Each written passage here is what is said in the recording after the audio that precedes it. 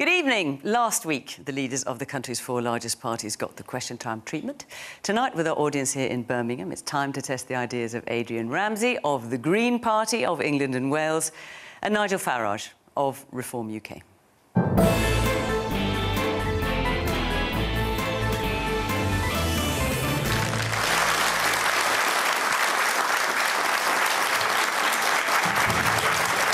Each of our two guests will face 30 minutes of questions from our audience, who represent a mix of political sentiment, including many who are still making up their mind, and supporters of both the Greens and Reform.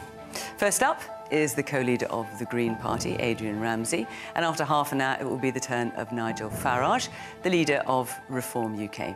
And as always, you can join in what will no doubt be lively conversations on social media. So, let's get going, shall we? Please welcome our first guest, Adrian Ramsay.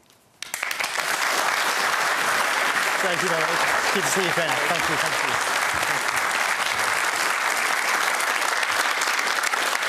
you. So, Adrian Ramsay, the rules for you, as they will be for Nigel Farage, of course, quite simple. You won't be interrupted if you keep your answers reasonably brief, to the point, and actually answer the question. That's what you're here for. Obviously, my job is to make sure that you do. OK, let's take our first question, please, from Graham Wallin. Good evening. What would we have to sacrifice to meet your pledges? Hello, Graham, and good evening, everybody. I think this is a great question, Graham, because we need to achieve big changes in our society. We have an NHS which is severely overstretched, a social care system where people can't get access to the personal care they need, our schools are crumbling, and we have a climate crisis and a nature crisis where we've got sewage in our rivers and climate going unchecked. So the Green Party is putting forward an ambitious manifesto for this election where we can offer real hope and real change on the biggest issues of our time. And that's about offering a vision for a different type of society. So in terms of what would people be sacrificing, well, I think it's about what people would be gaining, because at the moment, people can't get access to an NHS dentist. Where I am in East Anglia, there's not a single NHS dentist in Norfolk and Waveney taking new patients. People can't get access to a GP when they need one. The hospitals are full of patients in corridors, and we have a climate and nature crisis that we're not getting to grips with. So what we're arguing is that we should put in the investment and ask the very richest in society, multimillionaires and billionaires, to put in modestly more so that we can have a society where people can get the services they need when they need one. We can have a clean environment, because people say to me all the time they're thinking about what the future's going to be like for their children and for their grandchildren. And I think we all know that we need to step up action on the climate crisis, both to adapt to the changes that are already happening, but to avoid the runaway climate change that will affect us all dreadfully if we don't get to grips with this. Well, should we talk about some of the specifics? Because Graham's question is, what would we have to sacrifice to meet your pledges? So let's talk about cars, for example. Because obviously you would like us all to drive, all of us here, to drive electric cars. And what you're suggesting is that everyone has to scrap their petrol and diesel cars by 2035. That's tens of millions of cars. That's potentially the cars of lots of the people sitting here. How are you going to recompense people for doing that? Well, that's a good question, Fiona, and there does need to be... I'm sure you'd like an answer. There needs to be a scrappage scheme as part of any plan to move away from fossil fuel vehicles. And, of course... And have you costed for that? And how much would people expect to get? Our manifesto is fully costed, and what I would say is that as part of a plan to say we have a date where no new fossil fuel vehicles come onto the road, of course, from then on, there'll still be lots of second-hand fossil fuel vehicles that people may buy. But what it will do is it will support the electric vehicle manufacturers so just to install the infrastructure and make it easier for people to use. Just to be clear, in terms of scrapping cars, so what exactly are you suggesting? That we all have to scrap our petrol and diesel cars by 2035? I think that's what you're saying. We want to have no petrol and diesel cars on the road by then. So given that you're saying it's in place as well, well, that's what I'm wondering. So given that it's fully costed, you there in your black and white shirt, let's say you've got a petrol and diesel car, how much would you... What's your name? Ryan. Ryan, how much would you pay him for his petrol and diesel car? I'm not sure I have that specific figure. But then how do you know it's fully costed? Well, because I can tell you about what the figures for our manifesto as a whole are seeking to achieve in terms of the transition to net zero. And one of the big parts of that is we've got to invest in our public transport system, because we have some of the most expensive trains and public transport in the UK, if you can get onto public transport at all. There are so many villages where I am in East Anglia where people no longer have a bus at all. So you've got to put the investment into improving the public transport before you start bringing in the measures around helping people move away from their cars or other measures that would eventually help with that transition. And so should we talk about the public positive transport plan? So let's talk about the public transport. So you want to introduce a frequent flyer ban, a levy, and ban domestic flights that would take less than 3 hours by train.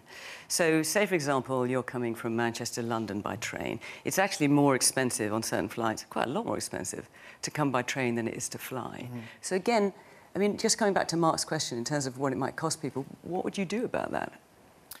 I think that's a really good question, Fiona, because it absolutely shouldn't be the case that it's more expensive to get the train, often substantially more expensive, isn't it, to get the train within the UK than it is to get a flight. And the flight is several times more environmentally damaging. And I think most people want to do the greener option, but the greener option's got to be the cheaper and more convenient option as well. So how would you make it cheaper? Well, that's at the moment, there are huge subsidies that go into the aviation industry, whilst we have some of the most expensive rail prices in Europe. And so one of the things we would do is to bring the railways back into public ownership, which I think people would really like to see, to ensure that they are run for public benefit, not for the huge profits of the rail companies. So, Mark, you had your hand up again. What would you like to say? Are you convinced by what you're hearing? Are you convinced by what you're hearing?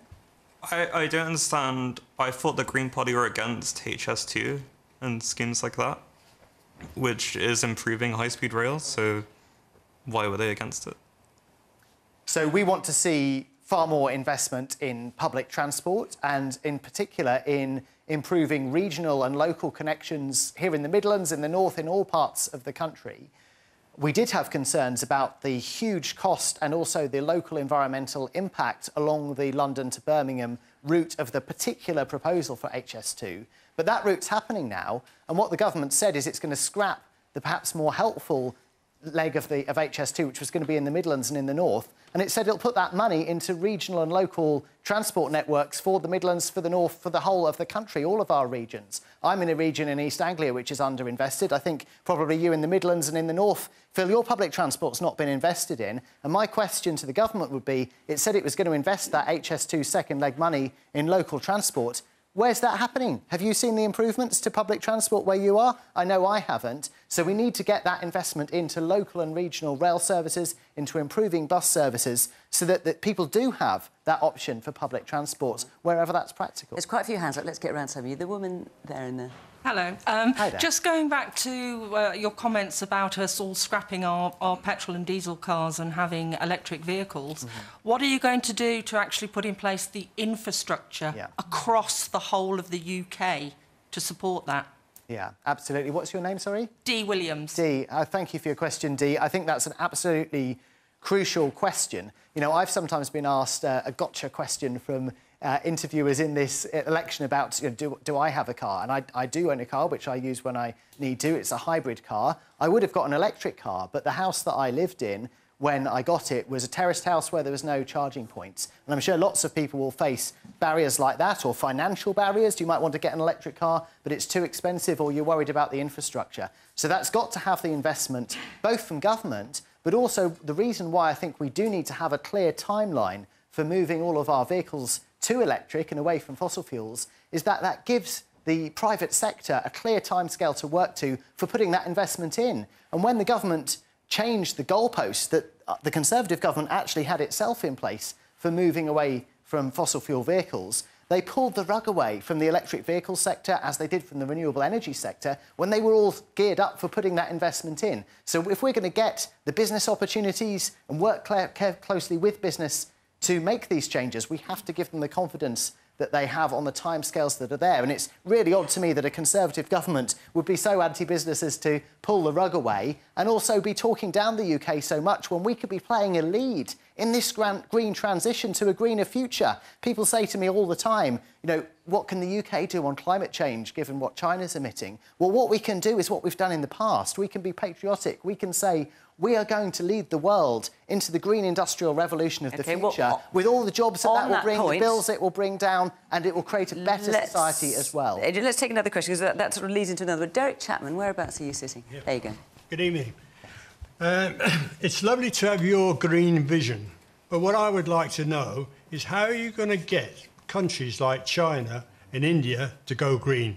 So just to put that in context, so China accounts for something like 30% of global emissions. India's about 7%, and we're about 1%. Well, what an important question, and you preempted what I was just starting to talk about, because it is a question that's often raised. And of course, climate is a global issue, and the UK government needs to play a global role in advocating for the changes that are needed, but also in leading by example, because what we do here in the UK does still have an impact internationally. We shouldn't talk ourselves down in that respect. And also, the changes that we need to make for the UK will benefit us regardless of what other countries do. But specifically, the question is about how we're going to persuade China and India, given that they I'll tell you one specific thing I would do. Seriously, in terms of our global influence, do you think China is watching us and thinking, OK, they're thinking twice about gas licences, for example, which actually is, and the current government is not the case, but say under Labour it would be the case. Do you think that would... Do you genuinely think that that would affect whether China would open new oil wells or drill for gas or new coal mines? They'd watch what we're doing and think, oh, if they're not doing it, we won't do it either? It's not just about what the UK does. It's about our role on the international stage. And contrary to what you might hear from someone else coming out a little bit later, I feel the UK has a huge role to play on the international stage, working with other partners, working with European and countries around the world in pressing for a better future, whether that's for the environment or for global security or for human rights and justice around the world. And we can play that leadership role by working with other countries. What we could also do is introduce a carbon tax on carbon-intensive imports, because it actually undermines British manufacturing if we're importing goods that are high carbon when British manufacturing can be supported to be low carbon. And I think that would be a really positive thing to do, because our government doesn't count the carbon impact of imported goods. Wouldn't it be great if we did far more to produce more goods, more of our food locally, support our farmers, support our manufacturers? Then we're more resilient for the future, and we're really leading the world in tackling what are the biggest issues of our time. All right, let's take a point at the back there, yeah. I think one of the things is that we are 1% of the emitters of these greenhouse gases. 30% does come from China, but maybe what should happen is we buy a lot of products from China, and maybe some of the 30% should be attributed to the countries that buy from them, that then we may stop buying products from China and produce them in this country a bit on a greener level. Okay, could I just add one point to that, which is that we are talking about this in a global context, and of course it's a global issue. But every action that we take to make ourselves more resilient as a country is good for Britain and is good for the people who live there. If we insulate our homes to bring bills down, keep our homes warm, if we invest in public transport to reduce the cost of that, make it more convenient to get about by public transport, if we support our farmers to produce more food locally by putting proper subsidies in place, if we invest in renewable energy, which is the cheapest way to generate electricity, these things will tackle the root causes of the cost of living crisis, and they'll create a more resilient future for people in this country. Wouldn't that be a good thing for Britain, regardless of the global leadership role that we have to play? All right, let's take a question now from Keshia Bailey. With such a broad migration policy, how will you ensure that public services will cope? So let's talk about your migration policy as the Green Party of England and Wales. On your website, you talk about having a world without borders, and you also talk of migrants who come here will be able to bring dependents. There'll be no limit on that. So, Keshia, thank you for the question. And yes, we do talk about people who gain a work permit being able to bring their spouses with them. I think that's absolutely right and humane that people should be able to do that. And I think we need to have a calm discussion in this country about how we approach the issue of migration, because we have always benefited from people coming to the UK, benefited economically.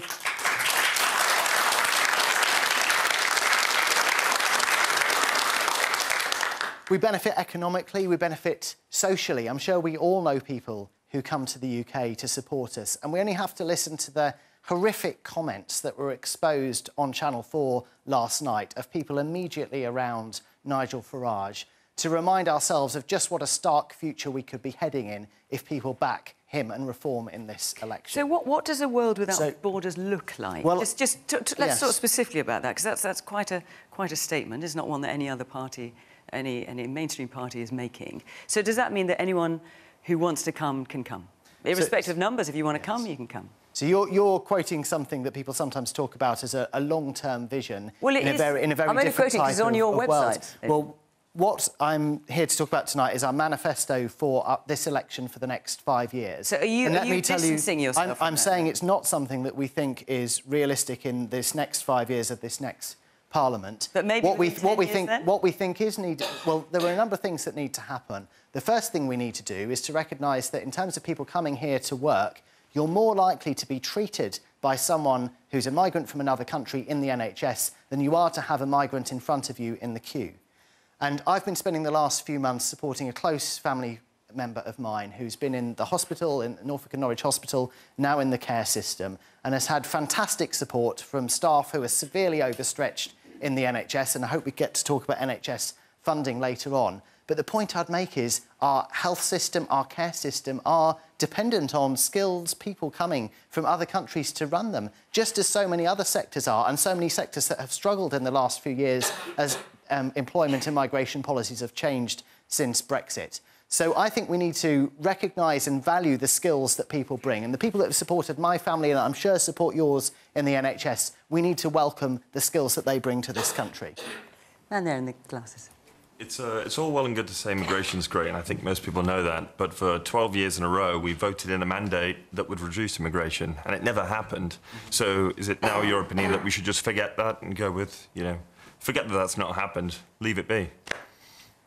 Well, there are a number of issues that we need to address. We've talked about people coming here to work. If we look at why people are coming to seek asylum, which is actually a much smaller proportion of the migration, but the one that often gets the attention, well, first of all, I don't think anyone wants to see the horrific scenes where people are risking their lives coming across the channel on small boats, and people often dying, being exploited by the horrific people smugglers who take advantage of people in very vulnerable situations.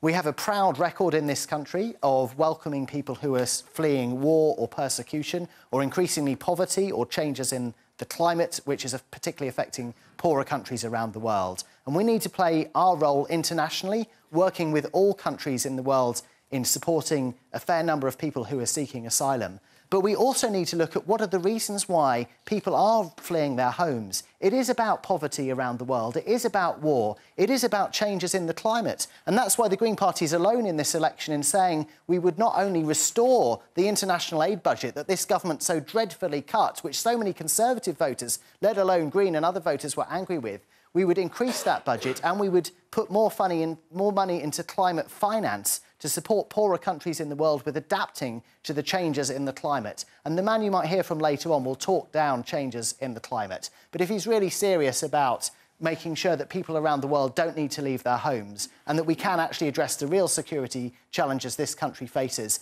then the big issue that people care about that I hear on the doorstep is that people know we need far stronger action to protect and defend our environment for future generations. And it's only the Green Party that's willing to stand in this election, and every vote the Green Party gets across this country, every Green MP that's elected will be a strong voice in Parliament, pushing that new government to be bolder in the way that's needed for defending our environment and for putting in the funding that's needed for restoring our public services. All right. There are quite a few things in your manifesto which a number of people have asked questions about, some of which not everyone may be aware of. So, Hannah Carroll.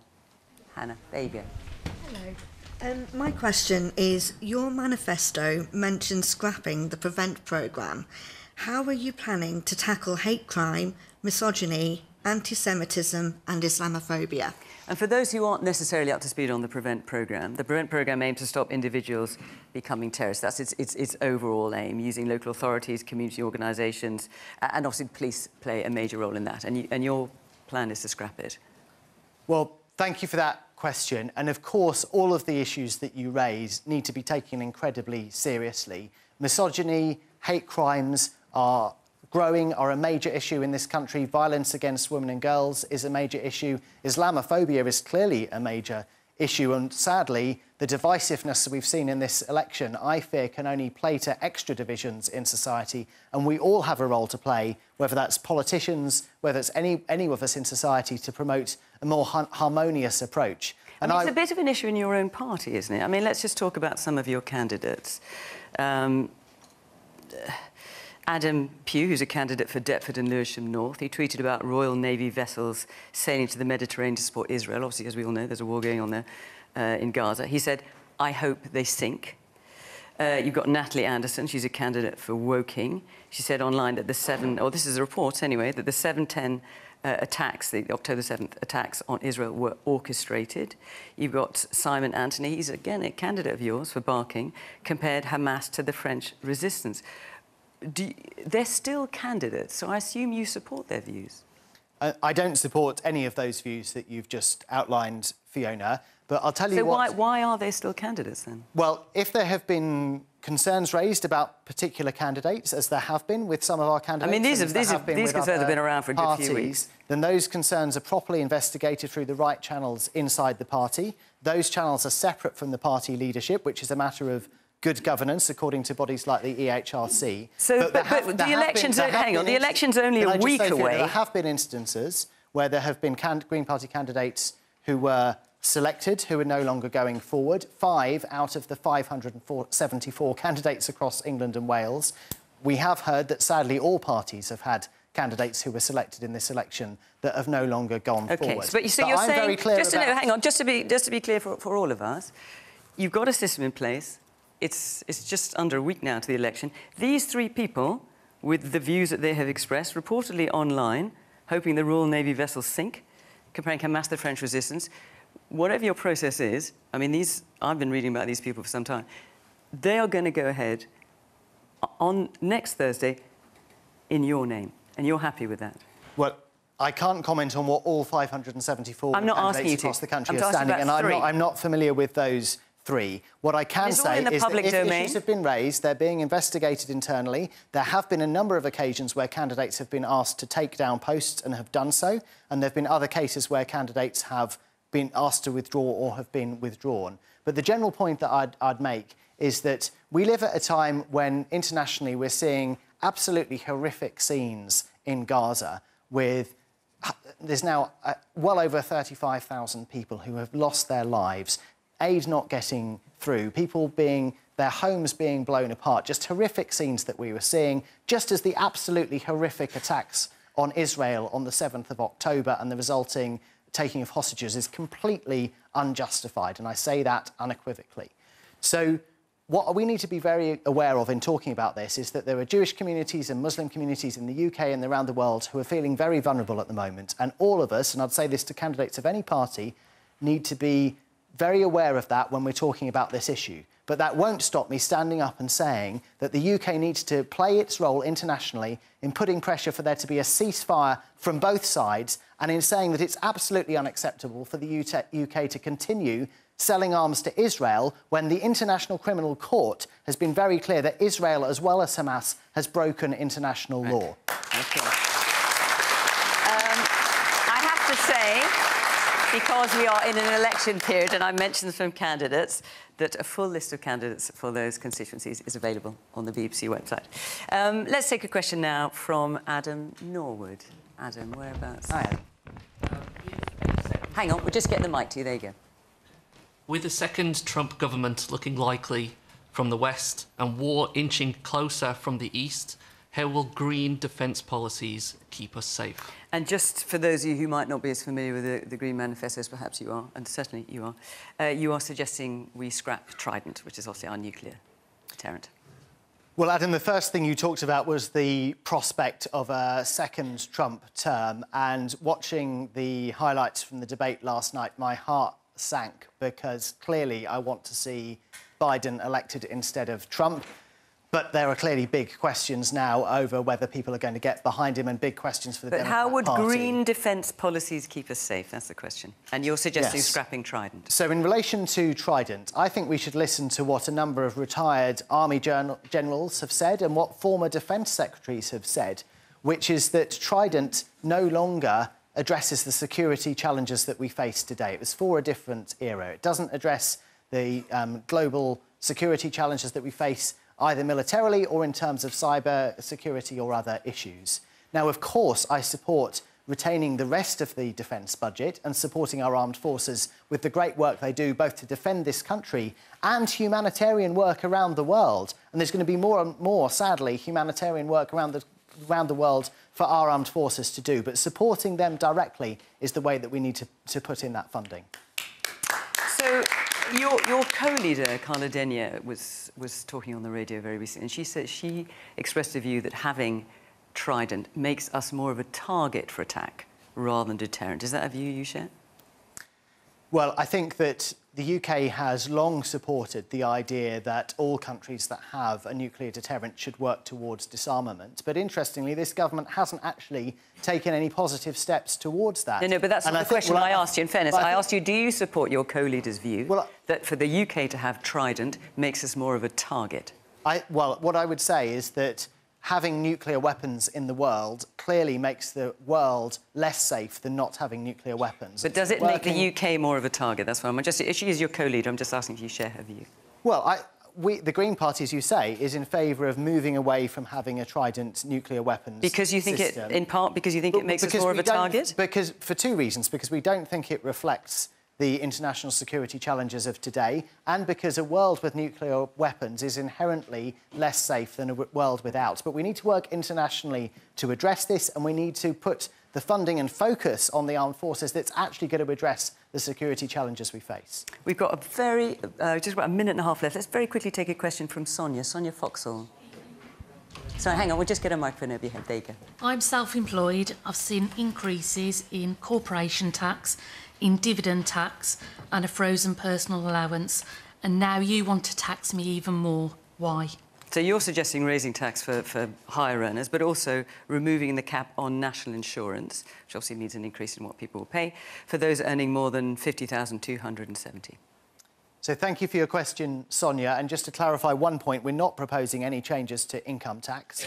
We are proposing asking those earning over $50,000 to pay a little bit more in national insurance, because people who earn under $50,000 currently pay a higher proportion of their salary on national insurance than people who earn over $50,000. And so we're talking about £5 extra a week for someone earning $55,000. Now, what would that get you? At the moment, people can't access an NHS dentist. And if you can afford to do so, you might be forking out for a private dentist. Well, how much does that cost you over a year? How much does it cost you over a year to pay extortionate train ticket prices because we're not investing in our railways, or to have to heat your home and see your bills going up and up every month because we've got the leakiest homes in Europe and we haven't insulated them? So we're setting out a different vision, Sonia, for where, yes, we ask those earning a little bit more to pay a little bit more, including the multimillionaires and billionaires, but it's about a different type of society, because we're the only party that's willing to say we should be willing to invest more in restoring our NHS and defending our environment. And if we have a group of Green MPs in Parliament after the election,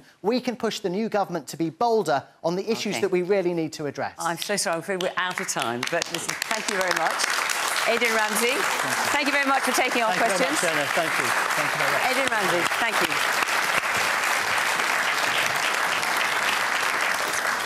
So that's the first half of the programme. Now let's move on to our second half. I'd like you to please to welcome the leader of Reform UK, Nigel Farage.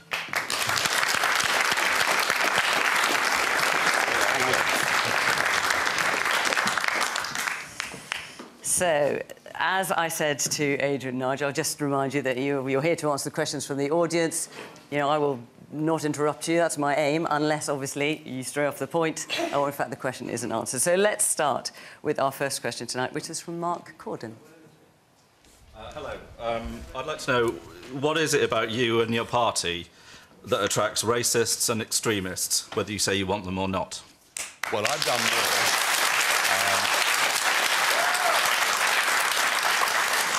more. I've done more to drive the far right out of British politics than anybody else alive. I took on the BNP just over a decade ago. I said to their voters, if this is a protest vote, but you don't support their racist agenda, don't vote for them, vote for me. And we destroyed them. I've never allowed, in parties I've led, anybody who was even a member of an extremist organisation to join our parties. What happened over the last weekend was truly astonishing. a tirade of invective abuse directed at the Prime Minister. I mean, the whole thing was unbelievable. It didn't ring true. So I checked it out. It turns out the man that did this is an actor. He was contacted by the Telegraph this morning. He denied he was an actor. We then found out, yes, actually, he is an actor. He's worked in the past for Channel 4. On his own site, he says, I'm a well-spoken actor with an alter ego. I do rough talking. Let me tell you, from the minute he turned up in that office in Clacton and I saw him, he was acting from the very start. He even says on his website, hire me, I do undercover filming. Should we just explain? Let me finish. No, just in case people aren't totally familiar with what you're talking about. These are the comments, and Rishi Sunak's reacted to them today. Sure. This is a total and utter setup that has been leapt on, of course, by our political opponents, leapt on by most of mainstream. All right, let me just explain it for those who might not have seen the Channel 4 report. So let me just explain. Well, I expect you have, but just in case there's anyone at home who hasn't seen it, so there's a report on Channel 4 where a man saying he was a canvasser for you said some absolutely extraordinarily racist comments. What you are saying now is that he's an actor. And that it's a setup, effectively. I can just say, Channel 4 say, we strongly stand by our journalism. Well, I have to put their point of view. They're not here to answer. We met the man, Mr. Parker, for the first time at Reform UK. Hang on, I have to put their right to reply, as I would have to put yours.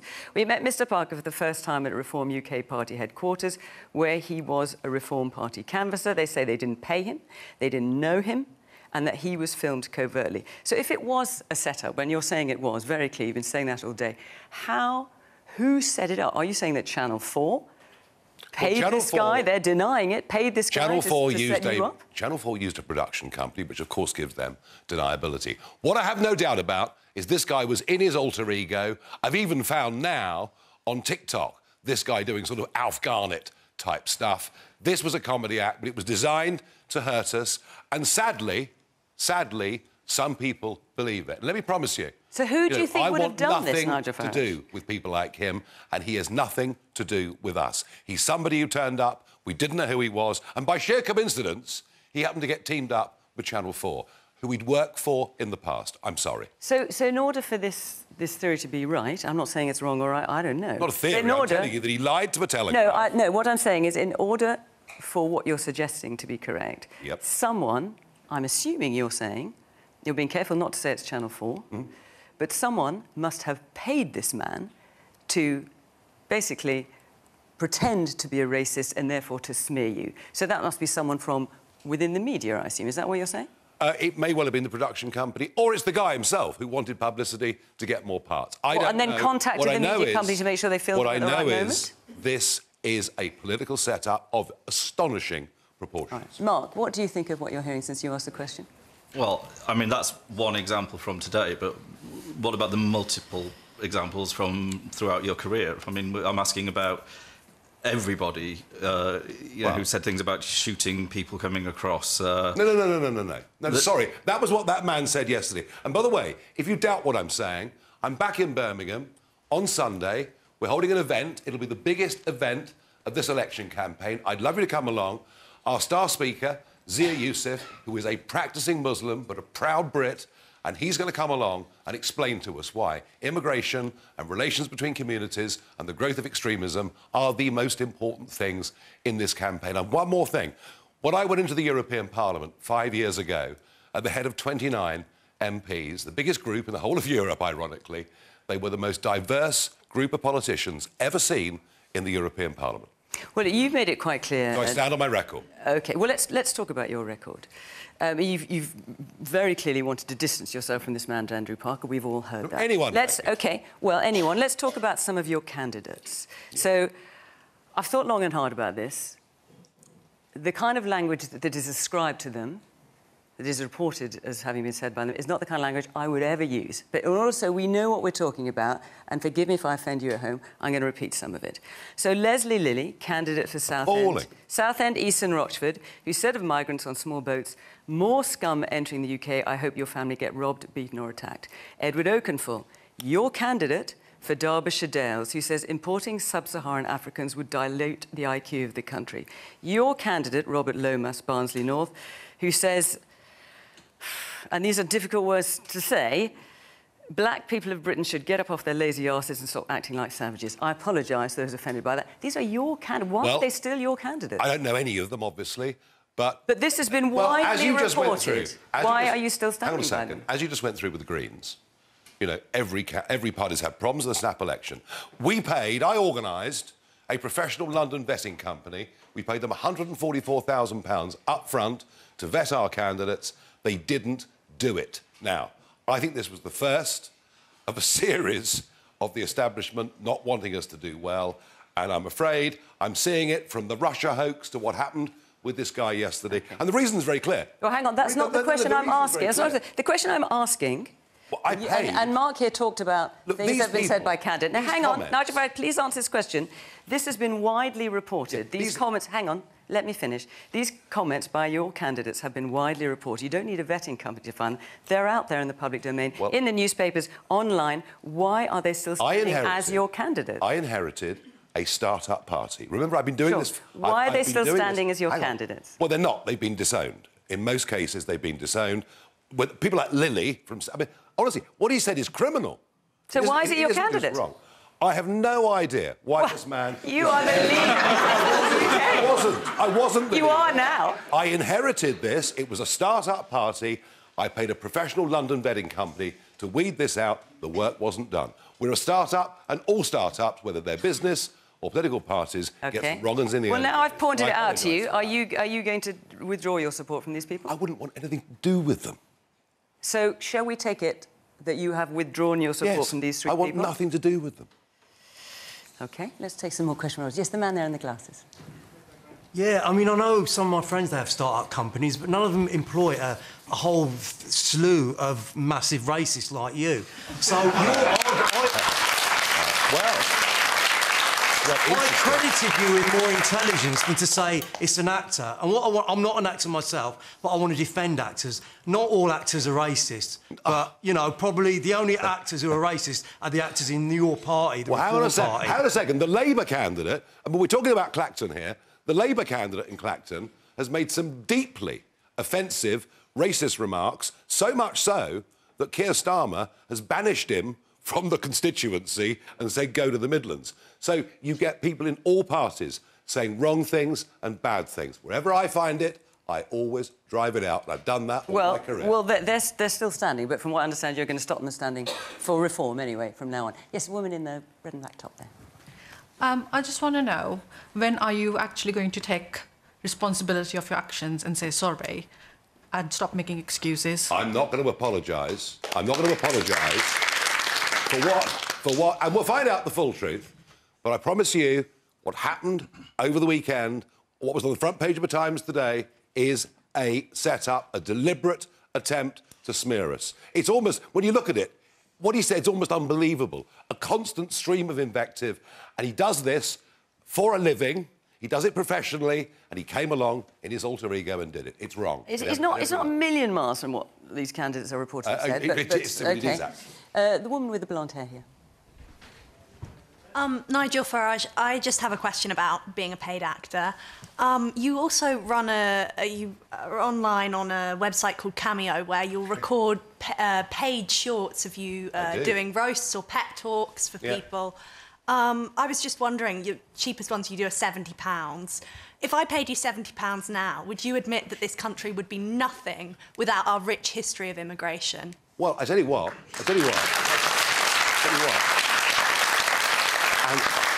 And this is what's gone wrong. Because you talk about immigration, and it ran from after the war up until the millennium at net 30 to 40,000 a year. And yes, it worked. In fact, we had the most successful immigration policies of any country in the whole of Europe. No question. Now, it is so totally out of control. Just think about this. 2.5 million people have come in the last 2 years. You wonder why you can't get a house. You wonder why your rents have gone up 25% in 4 years. You wonder why our infrastructure is struggling. You wonder why, we have to build a new house every 2 minutes just to cope with the numbers. And that's the issue. It's now running at numbers that are literally unimaginable and are diminishing the quality of life of everybody in this country. And frankly, this should be the biggest issue of this election. OK. So many of you asked about this topic. I'm just going to go take a couple more and then I'll move on. Man in the blue and white check shirt. I've just listened to you talk about how the establishment are against you and how everything's a conspiracy theory. Why can't you accept that it's your violent, racist rhetoric that's causing this, and it's not an establishment that's against you? I'm sorry, that is unfair and wrong in every single way. I just talked there a moment ago about the immigration problem, which is numbers. I talked a moment ago about Zia Youssef, a practising Muslim in Britain who's the biggest donor to our party in this campaign. I talked about my previous history of really helping to close down the BNP. I don't accept, sir, what you've just said for one moment. OK, let's just one more point. The man in the shirt just behind you, yeah. You said within the last 2 years. My wife is a non-UK national from Nepal. She came to the UK within the last 2 years. Are you saying people like her are not welcome anymore? What I'm saying is we cannot have limitless numbers of people coming into Britain. It is making us poorer. It is diminishing our quality of life. We need to get back to where we were, where we had a sensible policy, where people came to us from friendly countries all over the world, and it was a success. We cannot go on with net migration running at 750,000 a year, despite, by the way, the Conservatives promising in 4 consecutive manifestos to reduce net migration to tens of thousands a year. And the funny thing is that Keir Starmer, on his 6 priorities, doesn't even talk about this issue, simply doesn't seem to care. And I think people are joining up the dots that actually the overcrowded country we're living in is not working. OK, now we've got a question related to that, but before we do, I just have to say, yet again, because we are in an election period, and I have mentioned some particular constituencies, that a full list of candidates for those constituencies is available on the BBC website. Dee Williams, let's hear from you. Yeah. Good evening, Nigel. Hello.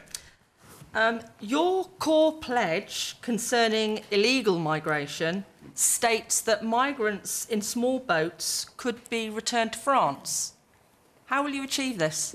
Well, we have something called the Royal Marines, if it comes to it. But you know what? We won't need to do that. I was the first person 4 years ago going out into the Channel, filming this, saying there was a massive problem coming down the tracks. Everybody ignored me. Everyone laughed at me. But here we are, 4,000 boats later, 128,000 people later, 91% of them men, mostly young men. So Dee is asking very specifically, how will this be? How will you return people in small boats to France? We cannot. Well, we won't do any of this. We won't deport anyone to Rwanda. We won't solve the problem in any way at all until we leave a meddling court in Strasbourg that has gone way beyond its powers.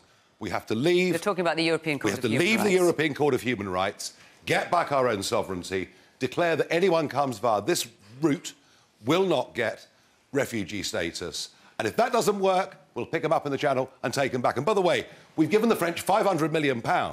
They should not, under the international law of the sea, have their navy escorting boats to our 12-mile line. We did a tough negotiation with the French as well. The other parties literally have nothing to say about this because when we did try and send a plane to Rwanda, it was actually on the runway when the court intervened. But if you're returning these small boats to France, surely it's going to be willing ports that are going to accept these small boats back. How is that going to achieve? Well, where are these willing ports? Well, the Australians towed the boats back to Indonesia 12 years ago, and that ended the problem. But the Australians had a deal. I think what Dee is getting at is France... you know, I'm no diplomat for France, but France is unlikely to take kindly, as you said yourself, to the idea that you come along and you get the migrants into a boat, you then go back over to France, I don't know if you've got a landing craft or something, and then you make them... No, hang on, let's just... The practicalities, I think that's what Dee's asking. And then they step out onto the sand, or onto... What happens at that moment? Well, do you think the French are just going to take Well, they've come from the sand. But here's the point. No, but do you think... How is that going to work? No, do you think the French will just accept it? If they know they can't stay, they won't come. And it's interesting to think, in the last year of the Labour government, they deported 47,000 people who'd come here illegally. OK, but they won't stay if they won't come if they can't stay. Dee's asking very specifically, how will it work? So your plan... I'm telling you, put them in small... Hang on, to put them... I'm just repeating your words, to put them in small boats and take them back to France. No, I said... How is that practically going to happen? I said we leave the ECHR, we declare that no one that comes via this route gets refugee status. And by the way, we've given 500,000 people refugee status since 2016. We're very, very generous. And we deport anybody that's here illegally, as we used to, under Labour and Tory governments, no more boats will come. But how will you get the countries to accept them? If they do, we'll get the Royal Marines to take them back to the beaches from which they took off. I hope it doesn't come to that, but if it does, that's what we have to do. And very interesting that Keir Starmer echoed my words the other night in the debate. He said it's a national security emergency. Well, boy, he is right, because these are young men coming from countries plagued by terrorism, plagued by gang culture. Many of them have fought in wars, and coming from countries that don't even treat women as second-class citizens. It's a very, very serious situation. I'm still not entirely... have we had an answer to your question, do you feel? Not exactly, no. I've just got this vision of, like, the D-Day landings in reverse when we're sort of offloading all these poor people onto the sands of Omar Beach. All right, OK. Well, let's hear from some more of our... Yes, the man there in striped shirt. Nigel, if you had to flee persecution from the UK and seek asylum in a different country, how would you like to be treated? The way that we've treated 500,000 people since 2016, and the way we did in the past with the Ugandan Asians, and the way we did a couple of times with Jews fleeing Russia or fleeing Austria or Germany. We, of all European countries, have always understood what a genuine refugee is. I promise you, the vast majority of these young men crossing the English Channel do not and never would have qualified as refugees. Let's take one more point. I presume you're going to talk about this, the man in the black and white shirt. A lot of the language you use about political smear campaigns and the biggest rallies is quite reminiscent to me of Trump in America. Would you say that you're like-minded characters? No, we're incredibly different people. Incredibly different people. I happen to support him for one big reason. I think the world's in a more dangerous place than it's been at any point in the lifetimes, probably of any of us in this room. I fear what is happening in the Middle East, what is happening in Ukraine, what potentially could happen in Taiwan. I see Iran, Russia, China lining up together. I'm very fearful for where we might be.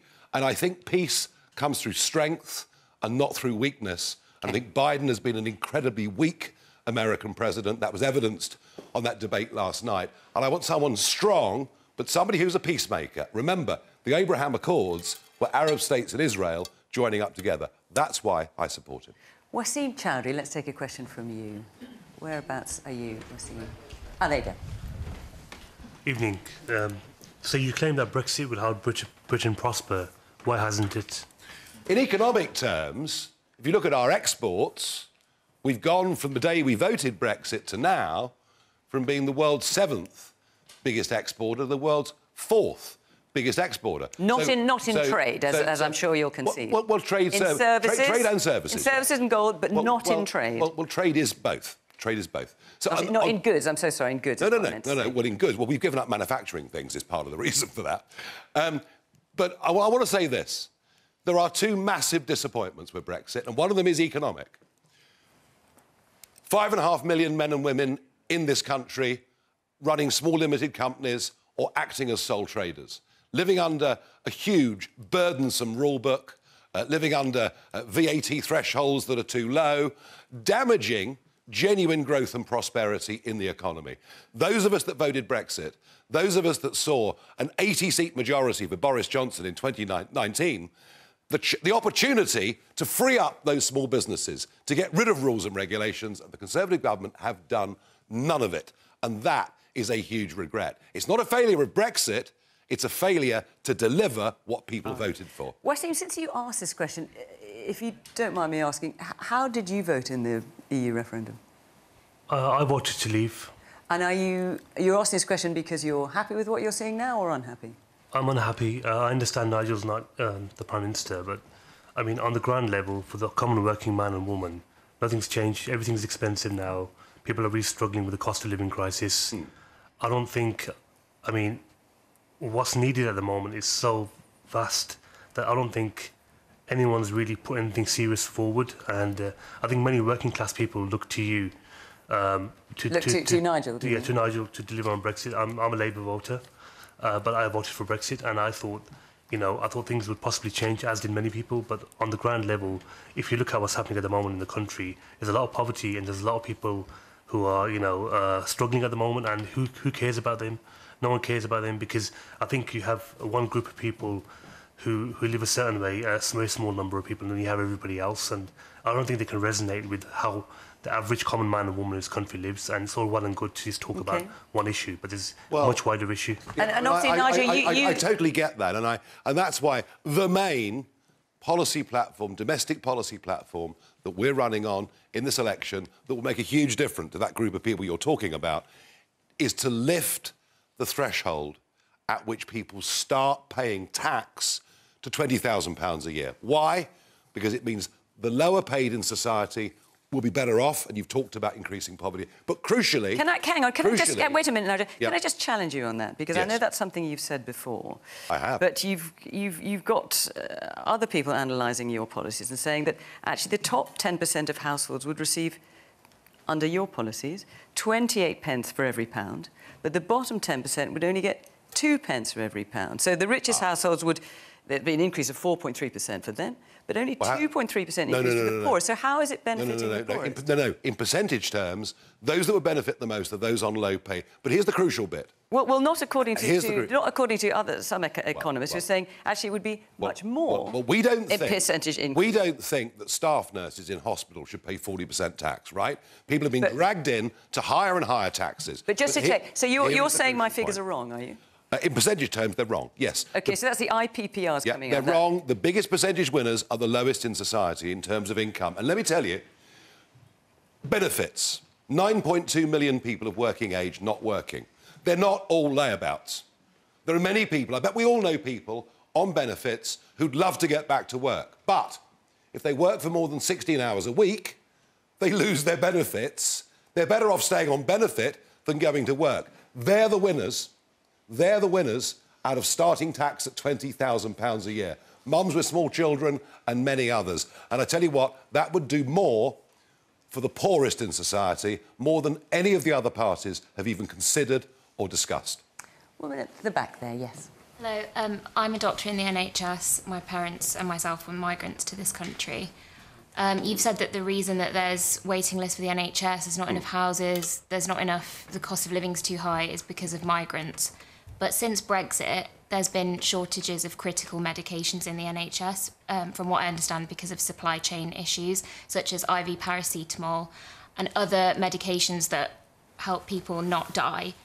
As someone that we have to thank for Brexit, what would you propose that we should do about this?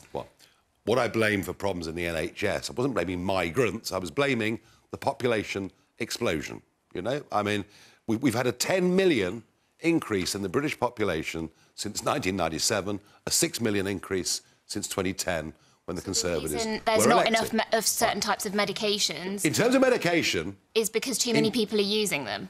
Is that what you're saying? The reason we have a waiting list... No, she's asking... She's asking specifically about the difficulty. No, you're asking very specifically, because you mentioned paracetamol and ibuprofen. Well, here's the point.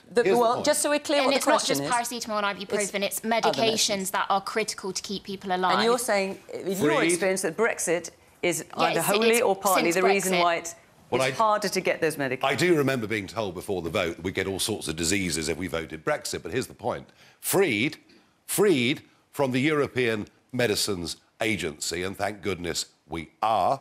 And if as a doctor you believed in the vaccine rollout, of course, you'd have noticed, and there are questions about it, but you'd have noticed our vaccine rollout was way ahead of Europe. Why? We'd left the European Union. Nigel, in fairness, you're not at all answering her question. Her question is about a shortage of medicine. We now are free from the European Medicines Agency to run our own procurement policy, which means we can buy whatever drugs we need from anywhere in the world without having to get them registered. It's not working. Well, if it's not working, it's rather like, back to the earlier point, we are now free. We're in charge. We can buy drugs from anywhere in the world.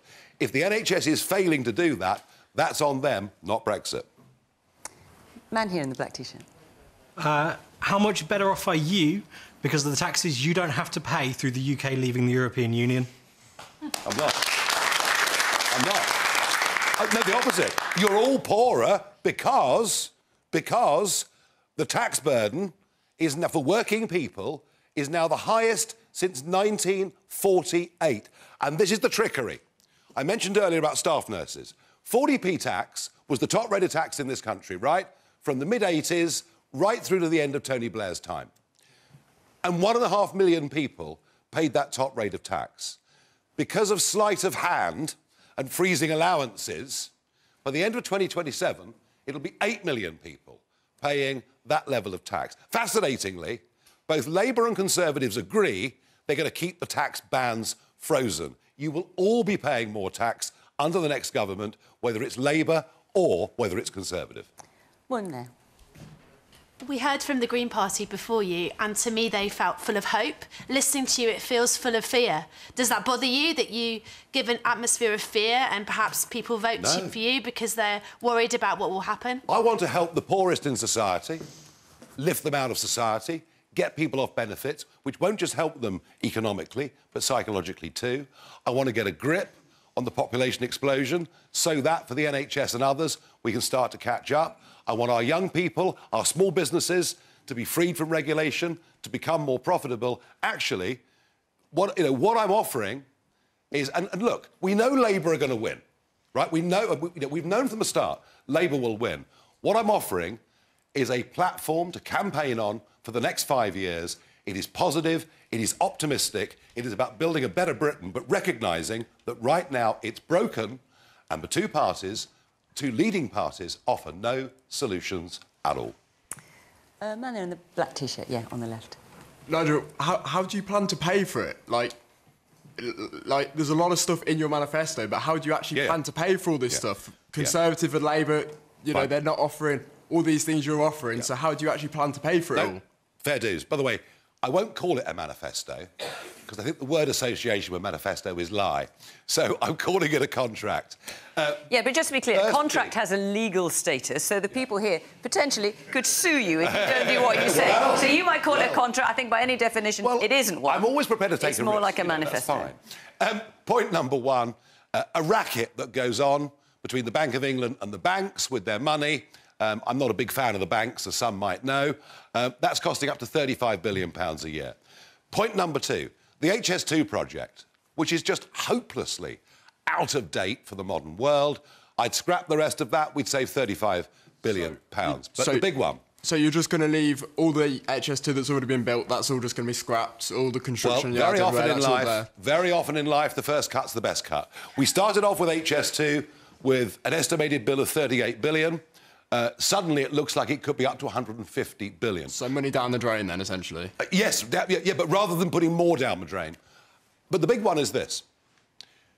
Both parties want to decarbonise the grid. We're told by Labour we can do it up to 2030.